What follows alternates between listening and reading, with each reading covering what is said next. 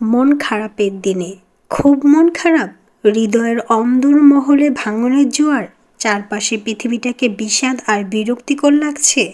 মনে হচ্ছে আপন মানুষগুলো দূরে সরে যাচ্ছে, হারিয়ে যাচ্ছে প্রিয়জন, প্রিয় মানুষ, কিংবা অযাচিত অন্যায্য সমালোচনায় ক্ষতবিক্ষত অন্তর।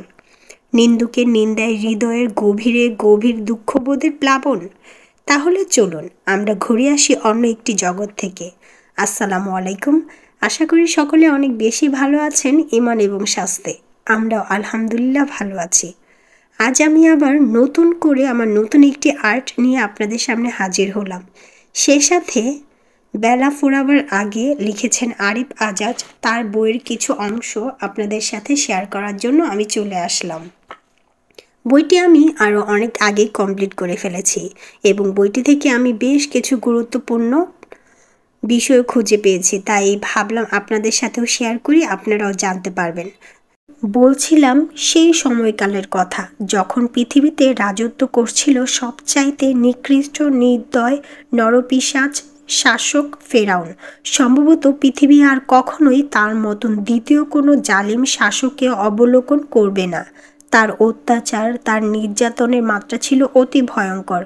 হবেই বা না কেন, নিজেকে সে খোদা দাবি করত। খোদার শান, মান আর মর্যাদার আসনে কল্পনা করে সে নিজেকে জগতের একচ্ছত্র অধিপতি ধরে নিত। তার এই মিথ্যে দাবির সাথে যারাই দ্বিমত করত তাদের কপালে জুটত মৃত্যু। সেই মৃত্যুগুলো কোনো সাধারণ মৃত্যু ছিল না। কাউকে আগুনে পুড়িয়ে মারত, কাউকে পানিতে চুবিয়ে মারত, যেন মৃত্যুর বাহারি আয়োজনে ভরপুর থাকত তার সংসদ। ফেরাউন ধরে ধরে বনি ইসরায়েলের পুত্র সন্তানদের হত্যা করত। ফেরাউন জানত তাকে বধ করার জন্য এই বনি ইসরায়েলের মধ্যে সত্য ইলাহের একজন সত্য নবী প্রেরিত হবে। সে ভাবত বনি ইসরায়েলের ঘরে জন্ম নেওয়া সকল পুত্র সন্তানকে হত্যা করতে পারলেই তার পথের কাঁটা সাফ করে ফেলা যাবে। এই নিষ্ঠুর নির্দয় জালিমের হাত থেকে নিজের সন্তানকে বাঁচাতে মরিয়া হয়ে উঠল শিশু মোসার মায়ের অন্তর। চোখের সামনে প্রাণাধিক প্রিয় সন্তানের নির্মম মৃত্যু দৃশ্য অবলোকন করা দুনিয়ার কোনো বাবা মার পক্ষে সম্ভব নয়। কিভাবে বাঁচাবেন পুত্রকে তিনি, কিভাবে তাকে আড়াল করবেন জালিম বাহিনীর নাগপাশ থেকে, অস্থির চাঞ্চল্য হয়ে পড়লেন তিনি।